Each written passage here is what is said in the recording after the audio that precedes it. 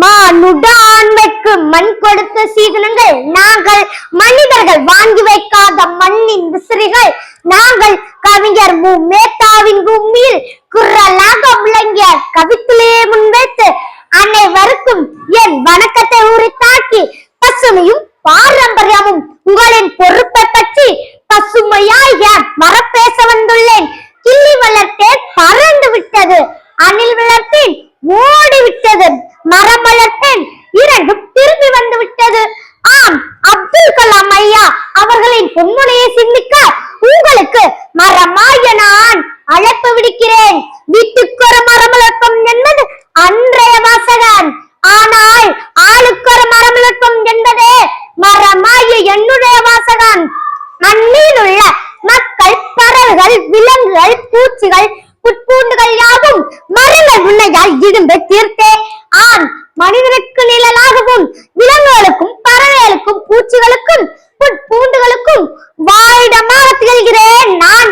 விசுமீன் துளி வீலின் அல்லால் மச்சாங்கே பசுமை தலை காண்பது அரிது என்கிற திருக்குறள்.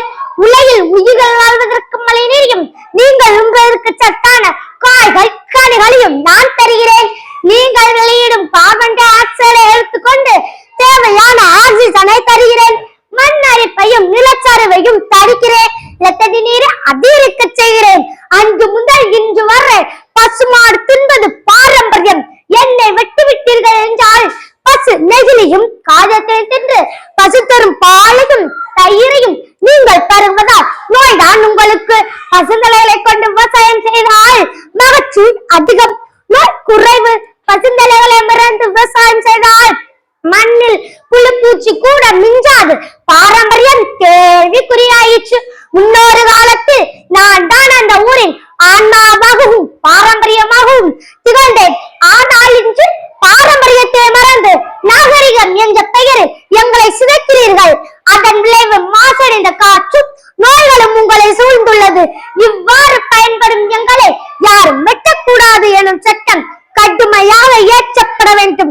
உலகம் சாசிக்கும் முறைகள் காடுகள், அக்காடுகளை பசுவைக்கும் கருவறைகள் மரங்களாகிய நாங்கள். இதெல்லாம் ஏன்? இதை விட அதிகமாக எங்களின் முக்கியத்துவத்தை பற்றி நீங்கள் அறிவீர்கள். இதுவரை நீங்கள் எத்தனை மரங்கள் நட்டுள்ளீர்கள் என்ற சிந்தனையுடன் விடைபெறுகிறேன். நன்றி. அஸ்விகா, ஊராட்சி ஒன்றிய நடுநிலைப்பள்ளி, சிவகங்கை மாவட்டம்.